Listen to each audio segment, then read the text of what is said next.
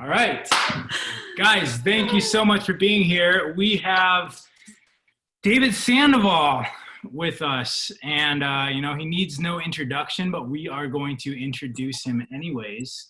He's the owner and founder of Purium, and for me, my personal story with him, I remember the first time I met him. We were visiting him, and sitting in his living room, talking to him face to face. Within minutes, I completely restructured what I thought about this Purium thing that I was involved in. And this was 2 or 3 months after I started, and I thought this business meant something to me. And after speaking to David and listening to him speak, I realized, like, whoa, this whole thing is deeper and more profound than I thought before. And so we didn't really get a chance to mingle at the ranch with David with the COVID thing kind of postponing / delaying, canceling. I don't know what the deal is with Unconvention, but a lot of us would have been able to see and speak to him face to face in real life there. So we wanted to put this Zoom together. Actually, Seema reached out to him, and he was gracious enough to say yes. And I'd really love to hear, David explain just a lot of things to everyone on our team, because for me, it made a huge difference. And I'm rambling right now. Do you have anything to say? Yes. David's been on this mission of making food accessible and affordable to everyone in the United States, in the world. And this is one of the reasons why I was so attracted to his company. And then when I met him, just like raw, I was like, you have to do this. There's no way out. This passion that I could feel every time that I would hear him speak, I literally was in tears. And I've been so overwhelmed with his love and passion. And so he's such an unconditional person to all of us. And I am super thankful that you joined our call. There's a lot for us to say about you, but we all know everything because we watch your Honest TV every single day. And I'm so inspired in all you do for us and for our communities. So we have Dave Sandoval. And Dave, after you say hello, what I think what we're really interested in is the origin story of all this. What does this mean to you? That was a profound impact to us to hear from you. So welcome, Dave, to everybody on our team. Well, thank you so much. And all I could say is that in our life, we hope to find a purpose. In our life, we hope to find a purpose so much bigger than ourselves that we never question our purpose again, our reason for being. And I've been really lucky to have been called in that way, and so I just want to, first of all, start with gratitude, for the ability, to do what I do. It's a beautiful thing. And I wake up every morning with a passion that just doesn't stop, and so, there's a couple of things that, you asked, where did it start, and I think everything starts with tragedy in a certain way, or everything, if you just believe Einstein, that an object in motion will remain in motion unless, an energy of equal, force can somehow interfere in that and redirect that energy. And so in our life, we're blessed if we encounter that force. Okay. In our life, we're blessed if we encounter that force. And I honestly hope to be that force in as many lives as I can, if only because that force has been so important in my own life. And so, if we're going to continue on the pathway that we're on, we have to realize again that object in motion tends to stay in motion. And you ask, where will you be in 5 years, 10 years, 15 years, 20 years. And if you look at the models of other people who live similar lifestyles as you, then you could pretty much predict your own future. And when you do that, it's not so wonderful. So I'll leave you with one thought that I like questions and answers better. And Ra, you're pretty good at that. So if you guys have any questions at any time, feel free to jump in. But I just want to say that, again, I was blessed by tragedy. I found myself without a formal education. I did not finish high school. I did not go to college.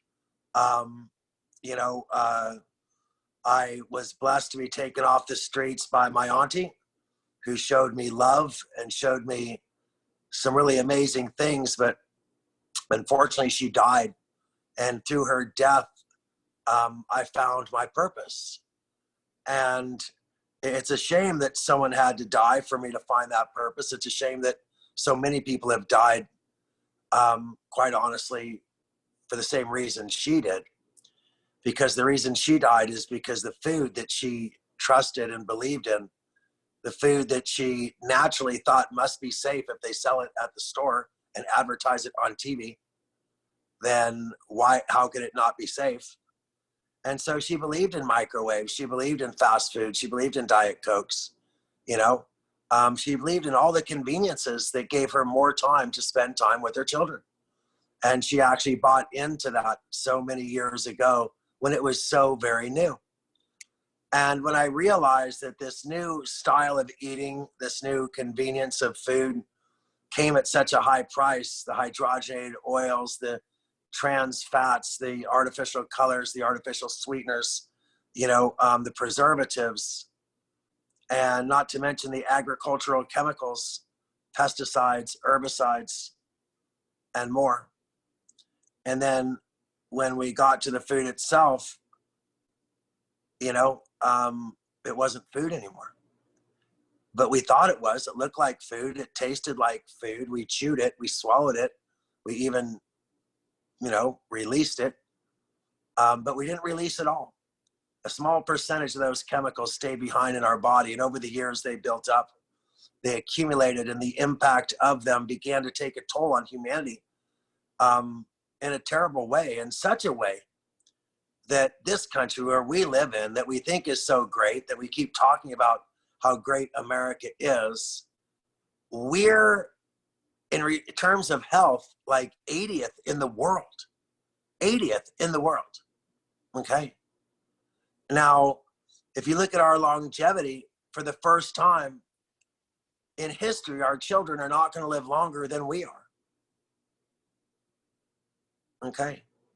And this illusion that somehow prosperity has brought us health is absolutely a lie. It's one of the biggest lies perpetrated on Western culture as they continue to poison us with everything from 5G or 2G, it doesn't matter, all those microwaves they're sending through the air. And as they convince us that a smart home with more microwaves rebounding from place to place, from your refrigerator to your garage door, to your lights, to your front door, to your internet, to Siri or whatever that thing is that talks to you when you ask a question in the middle of your house, all of that stuff is toxic. You know, the chemicals that they invite you to wash your hair with. Yeah, I mean, think of the name, poo. Who wants to put poo on their hair, you know? But Yes. sounds like a real sham to me. But Yeah. the bottom line is that we're surrounded by chemicals. We put it on our hair. You know, they put them in the sunscreen. Oh, protect yourself from the sun, and poison your skin with these chemicals. Exactly. And so, you know, we're swimming in a soup of chemicals, a flood of chemicals. And, you know, one time a flood came and a man built an ark, and on that ark, he sought to bring a little bit of this and a little bit of that, all the most important things, you know, so that they'd be available later. So on my journey, I took this basket and I went around the world, you know, and I went to Chinese medicine, you know, and I found out what I could learn. And I asked them, what do you think about Ayurveda? I was thinking about studying that. And they said, oh, Ayurveda is a bunch of crap, you know? And I said, oh, I guess I'll study that too, you know? So I went and studied Ayurveda. And then I asked the Ayurveda, I said, hey, I was thinking about studying the Ashanikas in the Amazon rainforest. And he said, why? You know, we know everything we need to know right here with Ayurveda. And when I went and studied, you know, and asked, you know, the Ashanikas and about the Amazon, they said every herb necessary to heal your body can be found right here in the Amazon. And the Swiss herbologist and the shaman from North America, each one of them learned a discipline, a very amazing set, a medicine bag that they carry with them. And so I went to each of those cultures, to Indonesia, you know, to meet the Jamu, and to Africa to meet the medicine man, and to the Swiss Alps to find Pierre Bagnes, who wildcrafted herbs in the mountains high in Switzerland and Germany and France. And each of them brought, and they put eggs in my basket, you know.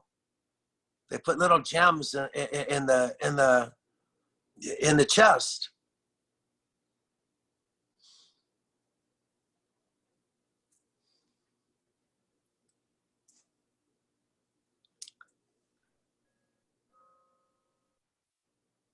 Ann Wigmore, Bernard Jensen, Paul Bragg, Dr. Christopher. These, you know, these were Hannah Kroger. They're all dead now. You know, the Hopi wise man who offered to share with me the things that I share with you, they're gone. But I carry this basket, you know, and I can't let that basket be lost. I can't. And, you know, I'm reminded of a man, a great fighter. You know him as Bruce Lee. And he studied karate. And then he said, what do you think about jiu-jitsu? And they said, no, you don't need that. So he studied jiu-jitsu, and then he studied Muay Thai. And then he studied Savat, and then he studied Kapawara, you know what I mean? And then he even studied American boxing, and he studied like 12 arts, you know? And then he took the best from each of them, and he brought it to the world, you know? And so at Purium, I'm no Bruce Lee, but if you could see me, it's because I'm standing on the shoulders of great people, you know? And I once was at their feet, and now I get to sit on their shoulders and share the knowledge that they gave to me with you. And so that's why I do what I do, you know? That's why I do what I do. That was exactly what I wanted to hear. That, I mean, this is all this stuff, you know, we wish we could say this to people when we want to say, you know, this is more than just a superfood company or a supplement company. It's hard to explain how much wisdom goes into these products, and it's, you know, it is more than just the food.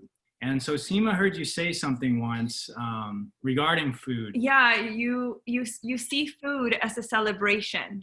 You see food as a celebration to our immune system, a celebration to life. It's a way to control our destiny. And I'd love for you to expand on that, because it's very, very profound. Okay. So do you believe that your body is a temple? Yes. Because I was raised to believe that. So when we were made in the image of God, I was told as well. I was told that my body is a temple. And I was told that life was a gift to me. Do I believe any of that? Well, I actually do. I actually believe all of that. And, you know, I know that if someone gave you a gift and you did not appreciate it, I don't think that that's showing gratitude. And if the one thing we learn about being able to raise our consciousness, it's being grateful, that is critical. gratitude is critical. So how could you say you're grateful for life if you only live 60% of the life that you were given? How could you say that you're grateful for the temple that you were made in the image of God, and you allow that temple to be poisoned, and the gifts that you bring in to that temple would insult God, and they would never be seen as gifts to anybody? Trans fats and hydrogenated oils and artificial colors and fats and food that you order from a clown's head. That's not what a gift at the temple of God should look like. And if you respect yourself as a temple, as a child of God, made in the image of God, and you continue to bring gifts to that temple that would insult every cell in your body. So if you want to have a celebration, you see what she did with that root word when she told you that it's a celebration. Now, if you want your cells to be happy, you cannot bring gifts to the temple that insult them. They will not be dancing. Okay? So if you want a celebration, if you want your cells to vibrate at a high level so that they're dancing, okay? And you know what that feels like. If you eat good food, if you eat right food, you know what that feels like to feel powerful, right? Mm-hmm. So, yeah, that's what I mean by celebrating. Yes, I love that. And I heard you say that when you spoke about plants and plants having all the nutrients, and the key to be healthy is to eat less calories and high nutrient foods like plants, and that plants have survived through centuries because they have everything that they need. They don't need any clothes. I heard you say plants don't need clothes. They don't need homes. Plants have everything that they need within their leaves, their stems, their fruits. And I love that because I always tell our team that everything in nature self-heals because we have everything within. Can you talk a little bit more about that? Well, sure. So everything that's alive today is alive today because it had what it needed to not become extinct. Stop and think about that. From the beginning of time, everything that's alive today is only alive because it was able to withstand all of the stresses, ultraviolet and radioactive light from the sun, feces from animals, bacteria, and viruses from the feces of animals that drop on the ground and blow in the air, freezing cold temperatures, burning hot sun, bugs that would try to turn you into food and eat you, okay? The sun being blocked and being filtered, the sun being so intense you can't hide. All of these plants are only alive today because they developed the answers to stress, okay? And so if you realize that if you're smart, all you really do is you think like an alchemist, and you say, if that plant is eaten, like let's say a Hemococcus red algae that you find on the equator as well as in the Arctic Circle, and you go, wow, that's strange. How could this algae be on the equator in the Arctic Circle? And you realize that the fish actually eat it so they won't freeze, okay? So they won't freeze while they're swimming in Arctic waters, and that's what makes our salmon pink and our crabs red and our lobsters as well, okay? And so all of a sudden, mountain climbers start eating it, and they are not getting frostbite. People who live in the Arctic Circle realize that they could do what the fish do, eat that algae, and they'll be protected. People in the, along the equator realize they could eat that algae and they won't get burned by the sun.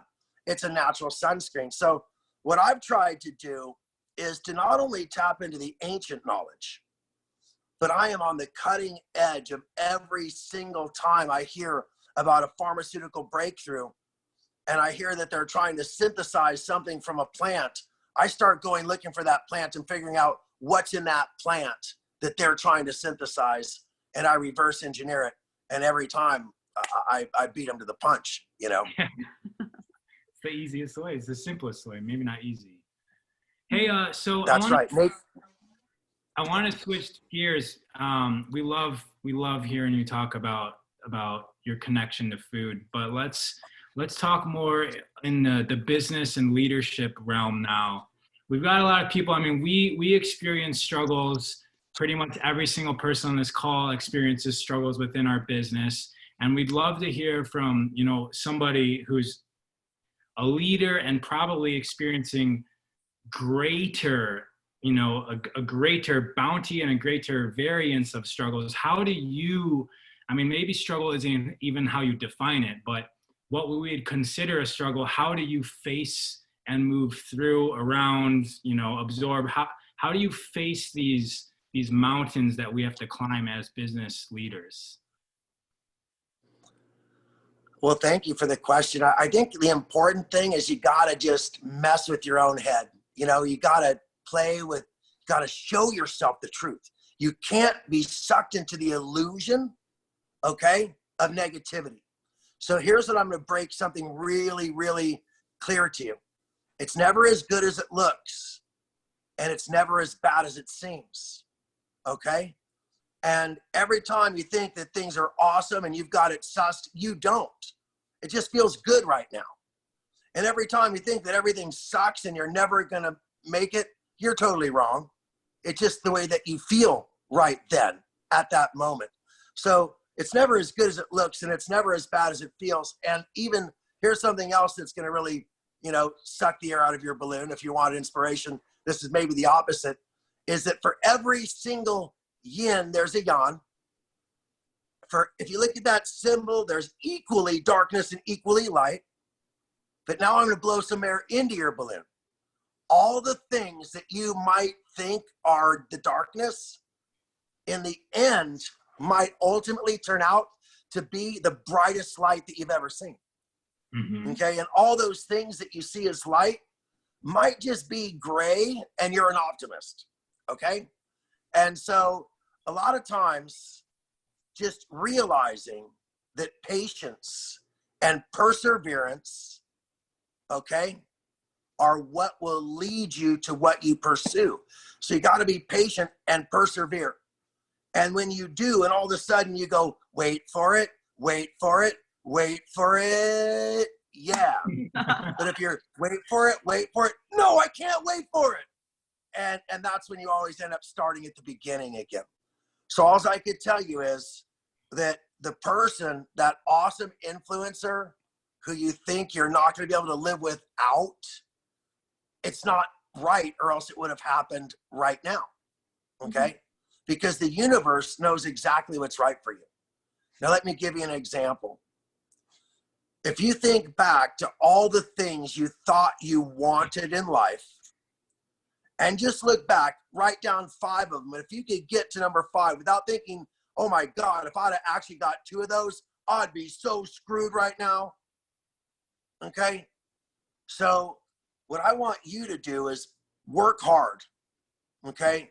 Work hard and trust the universe, and amazing things are going to happen. When I met Carolina and Ra, they had so much energy and so much fire and so much intelligence and so much. And I looked at them and I said, they're going to run in 3 circles before they find it. But I couldn't tell them that.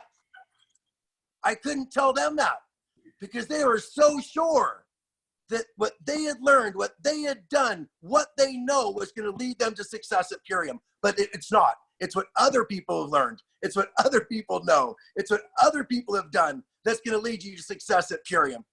Okay? And they finally learned that, and they have been rocket ships once they became coachable. And I'm so proud of you two. Oh, thank you. You know, this is something that I struggle personally, you know, trying to reinvent the wheel. and trying to create my own systems, my own funnels. And you know, that kept me going in circles. I remember I hit diamond when I was cooking in your kitchen at the retreat for the Awakening Project. And I had no Wi-Fi. I was going crazy because it's like, oh my God, I need to do more. I need to do more and not trust in my team. And as the time went by, I was like, okay, I need to start ranking up. I can't stay as a diamond. And I started to brainstorm, and it came down to my why. Why am I doing this? What's driving me? And start being of service with my mission. And I want you, if you could share with us a little bit of why it's so important to know your why, to know your mission, because when you're clear on that, the business model works. And I tell all of my brand partners that get started and they're like, oh, this doesn't work. And I'm like, well, you haven't worked. That's why it doesn't work. And then we go back to, what's your why? What's driving you? Because obviously it's not clear to me, it's not clear to you. And this is why the business is not working, because we don't have that why. But if you could expand a little bit more on that. Well, I think that, you know, if you listen to my call the other day on procrastination, okay, there's a certain number of reasons why people won't start doing something, like pursuing something that they really want. And one of the reasons is because you think that if I do put in the effort and the time, it might not be worth it and I'll be disappointed. Because I've been disappointed before. I put time and effort into stuff before and I've been disappointed. I don't want to be disappointed again. So that's number one, okay? You've been jaded, okay? Number two is you're like, wow, what if I put the time and the effort in and I don't succeed? I don't want to be a failure, okay? I don't want to be a failure, right? The third reason is because you think, I really want to do it, but I don't even have the tools. And I'm an analytical person, and I'm not going to start something that I don't have all of the things in place to do. But you know what the most important reason why people don't do stuff? Those are the first four. But you know what the fifth one is? It's what Carolina just said. It's because you don't have something that makes you get up in the morning and say, you know what? I've got to do this. Now, let me give you an example of how important self-discipline is, okay? So let's say that Ra and Carolina go, we are entrepreneurs and we work hard.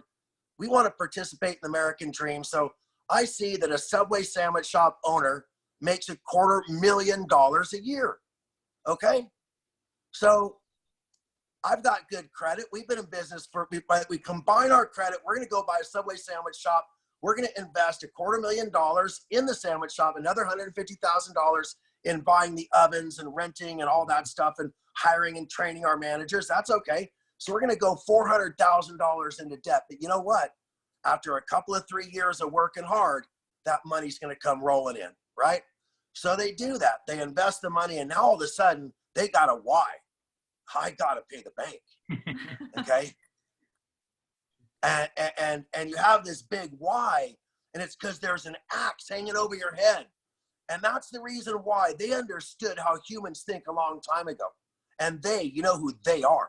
They're the ones who taught you to go to school and get up by a bell, go to school by a bell, eat lunch by a bell, okay? Finish work by a bell, and then not even be done with work. Even though you go home, they give you homework, okay? Mm-hmm. And then for all that, they trade you, and then you go to school for the right to do that. You pay for the right to do that, and then you go into debt, so you have to have a job. Right. And it's a good thing that you learn to wake up early, and it's a good thing that you learn to sit at a desk, and it's a good thing that you learn to eat when they tell you to, not when you're hungry. And it's a good thing that you learned to go home when they tell you to and not when you're tired. And it's a good thing that you learned to only take 2 days off a week, no matter how much work you have to do at home when you're not working for them, trying to pay off the debt that they forced you into through the system that they sucked you in, okay? So I don't remember where the question started. Yeah. But the bottom Well, I like where it ended. We're talking about money. And so there's a lot of people on this call that are we're all in varying levels of relationship to money, right? What you just explained is a perfect programmed relationship to money, that this is something I need. My 1 hour is worth this amount of money. And then everything, when we go to the store, we're categorizing everything in money. And I've noticed that employees have a different relationship to money than business owners, that have a different relationship to money than hippies. And everyone has this different relationship to money. How do you view this thing that we call money? How do you view this thing? So I have a company that does, 30, 40, $50 million a year in business. We do business in 70 countries. I have over 100 employees. I pay myself less than the average, let's say, blue or black diamond earns in my company. I have very little money in the bank, and I live an 850 square foot, 1 bedroom, with my fiance and our baby and our 2 dogs. I think that money is a critical part of our existence. It seems like every time I have a little bit, last month I was sitting on a little bit of money, and all of a sudden I got a call that the homeless shelter in downtown LA was critically short of almost everything. So I went with my checkbook and I stopped at every store between here and LA, and I bought everything they had that I could give to the homeless shelter. And I arrived there with a massive truck full of stuff, and my truck was full, my heart was full, but my bank was empty again. So I'm not that attached to money. It keeps flowing in. It's never stopped. It just doesn't seem to stop. But I don't count it. I don't pursue it. I just pursue my passion. And in the pursuit of my passion, my paycheck keeps coming. And that's the economy I want to create for people, where you could just keep doing what you love, keep working with people. And if you love what I love, or even if you just pretend to love what I love, I might make you a few $100,000, and you might be able to go and buy, that restaurant, go and buy that nail salon for your auntie in the Philippines that you've been wanting to do for a couple of years, or whatever it might be, whatever your dream is, I want to help you with your dream too. But my dream is to save the world. And so helping me with my dream isn't such a bad thing on the way to your dream, is it? Mm-hmm. No, it's awesome. And you shared with me once, you were talking about, you've met a lot of people. We actually share that, you've been in the same room with the Queen of England, consulting her on her diet, I believe. You've other royal families from Europe, but not the Queen of England. Okay. All right. Well, you've met royalty. You've met, you just mentioned the homeless shelter. Is there a difference? Is there a difference in personhood between all these varieties of money in the bank account? Is what is the link? Can you talk a little bit about what your experience of meeting all these different varieties of people are?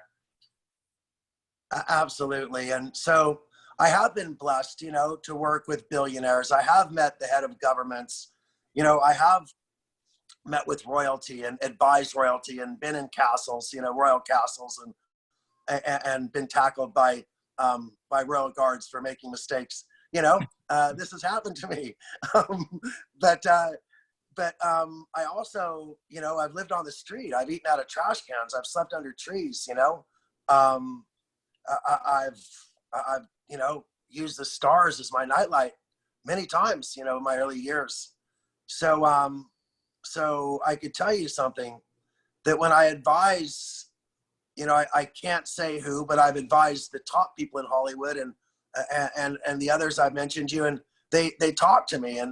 And I remember I was with one celebrity, and I can't say their name, but it was like 3 a.m. and I was staying at his house because I was helping him through some stuff, and he was really depressed. And I looked at him, I said, "Hey, my brother," I said, "look at us, man. We're a couple of 40-year-old men and we look great." And he looks at me and says, "Dave, I'm 26. So, all I could say is now enough about that, but let me tell you what you want to hear. Okay. So when a billionaire person I advised, when his wife died of cancer, the pain that he felt, there was no amount of money that could have taken that from him. Okay. And when other people I've known who you would think have the best lives ever, okay, the people that you think you want to be, you don't want to be them. They don't want to be them. Okay. Because they become a prisoner, okay, like of what we think privilege is. Now, I want to tell you another story. I myself was at a critical time in my life where I was starting this company and I'd gotten to a point that I thought was real success. And yet in my own personal life, I was so lonely and I was so, I didn't have a family. I didn't have, a partner. And I just felt like, wow, I'm working 17 hours a day to save the world. But who's going to save me? And then I gave myself a pep talk and I said, it's going to be all right. Your life's great, I told myself. And then as I was walking across the street, I saw one of my employees and where I could see them across the street. And as I went to cross the street, I almost got hit by a car that was slowing down. And there was a beautiful Latina girl in the car, and there was 2 gorgeous kids in the back, and that car was just barely running, pop, pop, pop, pop, and all of a sudden she stopped and he jumped in. She handed him a burrito, and when he opened up the bag, it just smelled so good. I could smell it through the window, and I'd have given anything for that burrito. But then she hugged him. She said, "Papi, I love you." And the kids jumped over the back of the seat and they're hugging him. And I just convinced myself, because my company had done $30 million in business, that everything was okay. And here's a guy making $15 an hour, driving this beat up old car, barely paying his bills, and he was way happier than me. He was way richer than me. So I don't measure my wealth in dollars. You know what I mean? Yes. And yeah, it's important to know what you're doing, why you're doing it, what direction you're headed, and really deep level aspects of all the things. So we've gotten really deep on the food. We've gotten really deep on the money. Everything is a little bit more than it seems. So on that same sort of lens, what do you think about network marketing? Like what does network marketing mean to you on a deeper level? How does it serve you in the grandest sense? Because it's all of us, and we've got an extreme relationship to it, and it's morphed in my head of what it is and how I explain it to people. So I just like your version of it.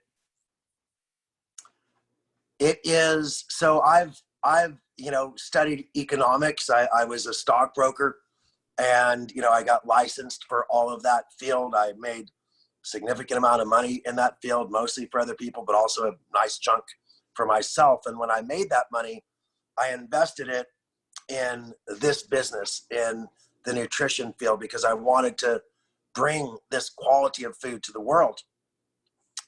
And when I asked myself, how could I reach more people faster and ethically, and that was the key, ethically, then I had no choice but to choose network marketing.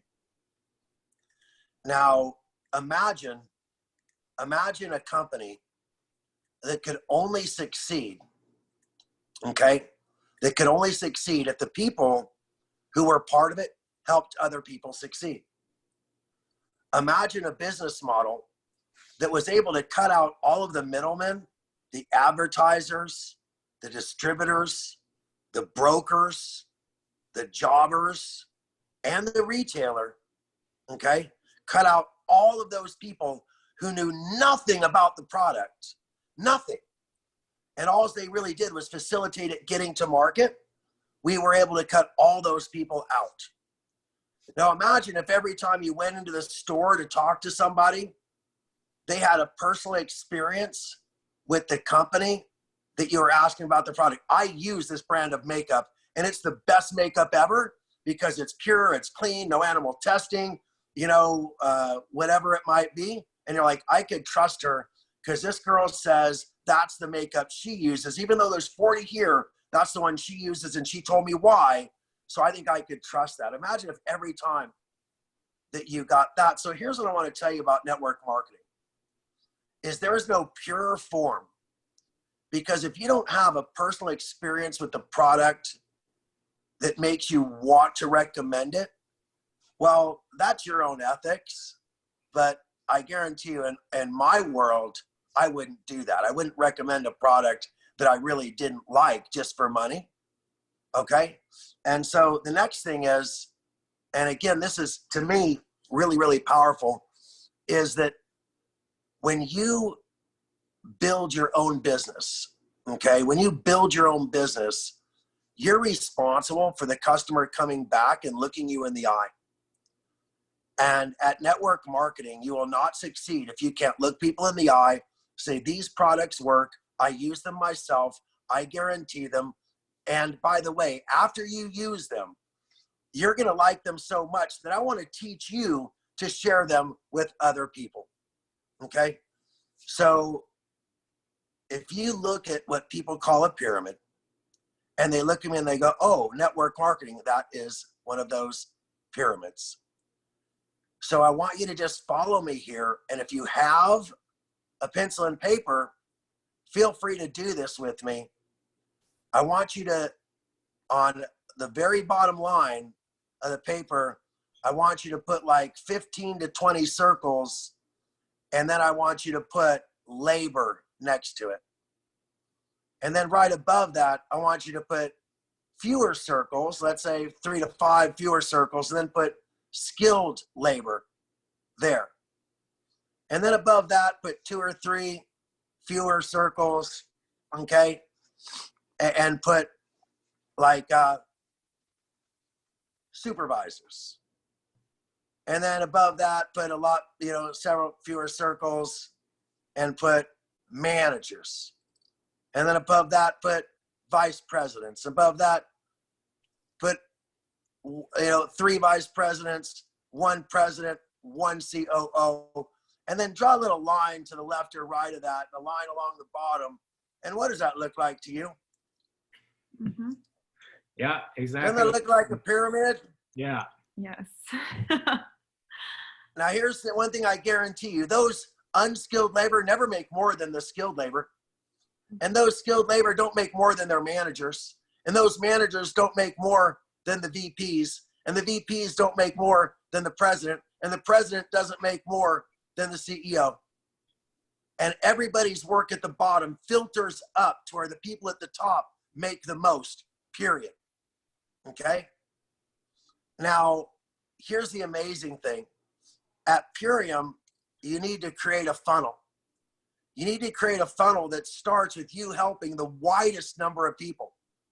In our system, that big wide thing at the bottom, you have to put that at the top now, okay? Because the wider you build that number of people that you've helped, right? Like a tornado, right? It just sucks all, right? That up. And so the bottom line is that the more people that you help, then and only then will you be the beneficiary of a funnel. But here's the lie about network marketing, that the person who sponsored you always makes more than you. The person who sponsored them always makes more than them. Like that corporate pyramid, it's just not true. In fact, I could guarantee that many people I know are making more than the person who brought them in. Okay? And even more than the person who brought that person, because you are rewarded by your individual ability to impact other people's lives. So the last thing I'll say about network marketing is that free enterprise is unstoppable. Free enterprise is what allows people to compete with the richest people on the market and start with no money. So I have a concept I call the $1 millionaire. Okay, the $1 millionaire is the person who takes $1,000 or less and through their hard work turns that into $100,000 a year or more.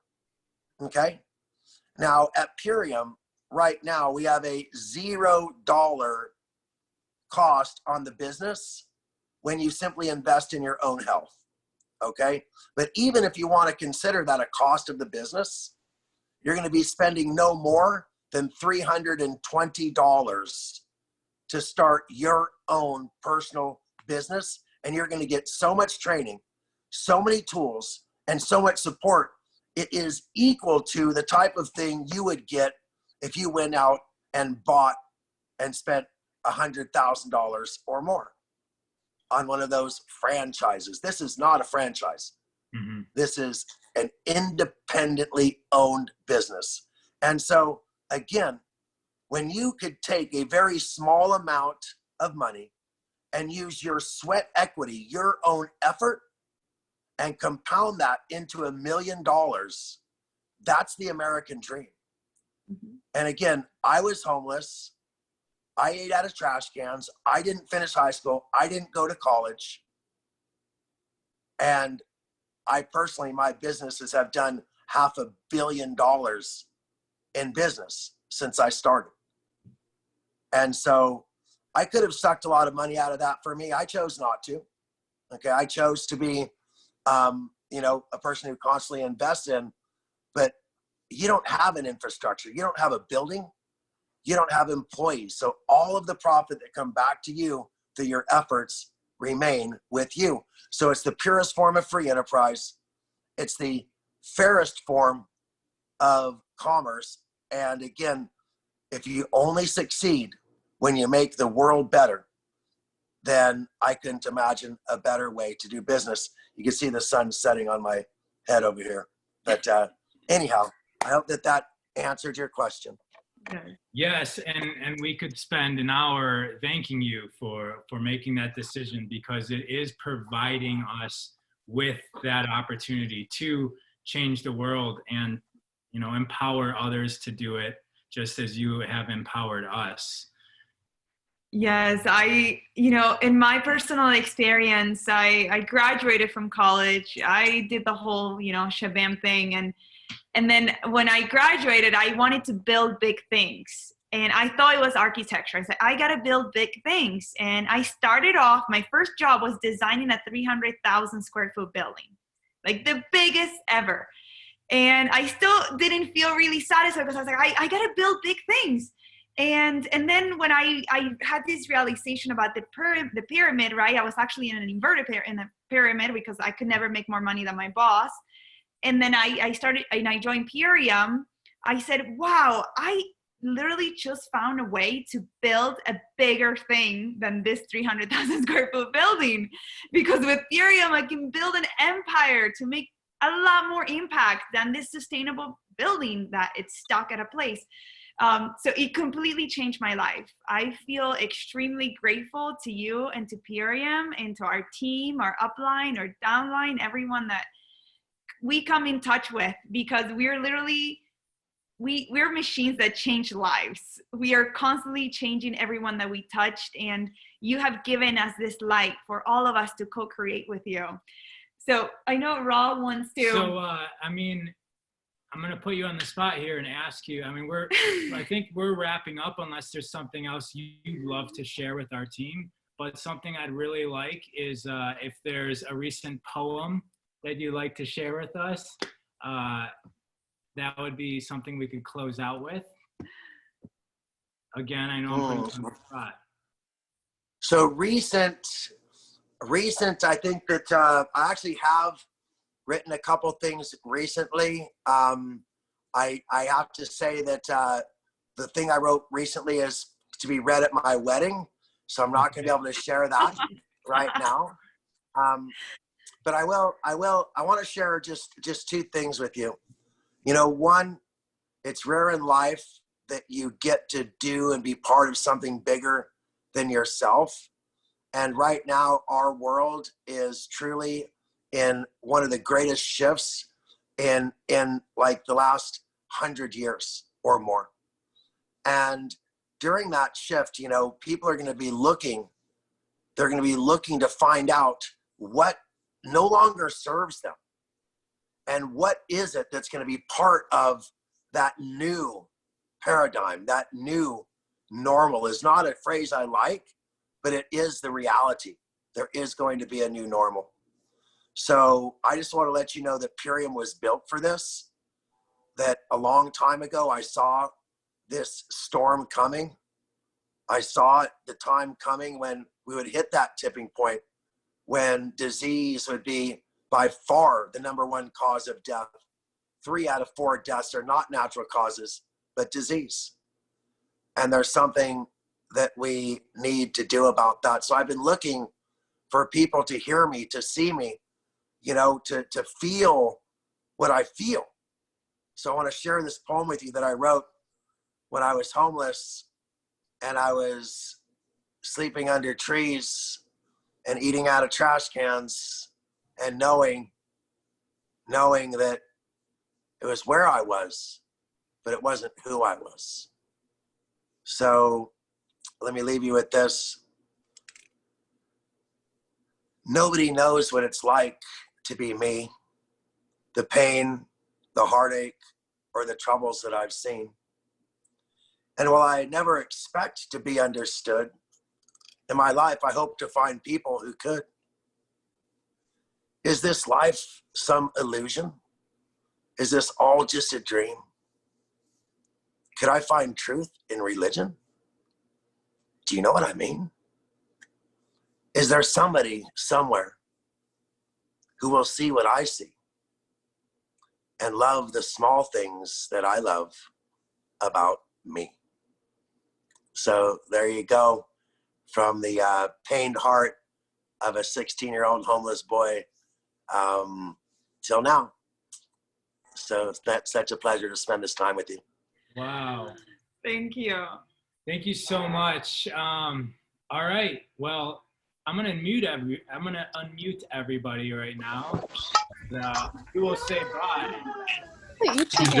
Thank so you. much, Dave. That was Guys, thank you. Thank you so much. Happy Mother's Day to all Thank you you, mothers. Dave. you guys. Thank you. Thank you, Love Dave. you, man. Thank I you. love all of you. Bye. Love you, Dave. We love you. Thank you so much, Goodbye. Dave.